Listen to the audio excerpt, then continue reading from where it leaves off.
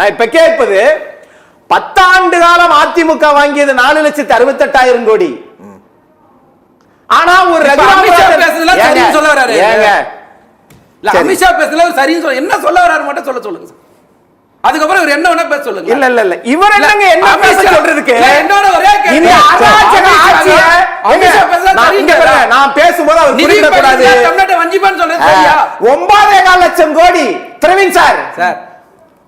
நீங்க தெளிவா பொறுங்க. உங்களுக்கு ஏன் இவ்வளவு பயப்படுறீங்க? திமுக ஏன் பயப்பட போற? நீ ஒரு செய்தி பயப்படுறீங்கன்னு கேக்குறேன். நேரம் குறைவா இருக்கும். நான் அதைத்தான் கேக்குறேன்.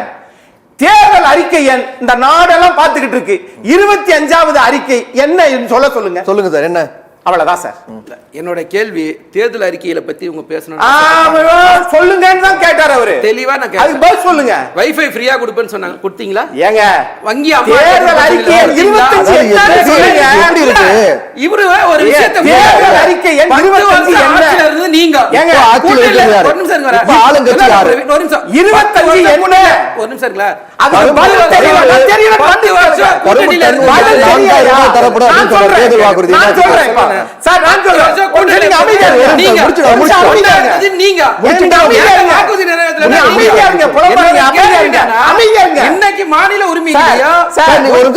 ஒரு நிமிஷம் திமுக பேசு பாருங்க. தலையை அடிச்சுக்கறணும். அடிமையா என்ன சொல்றேன்? அடிமை சாந்தி நீங்க தான் கருணாநிதியுடைய வாரிசுகளுக்கு அடிமை கட்சி நீங்கங்க. இதுதான் பிரச்சனை. இதுதான் கலைஞர் வாரிசு அடிமை கட்சி நீங்க. நான் சொல்றேன் நம்ம ஆர்குமென்ட் பண்ணுவோம். கரெக்ட்டா பண்ணாத. இது இடையூறு வேண்டாம். இந்த நாட்டை கெடுத்தது ஒருவருக்கு விவாதத்தையும் கெடுக்கிறாங்க பாருங்க. இதுதான் உங்களுடைய நுணுக்கம்.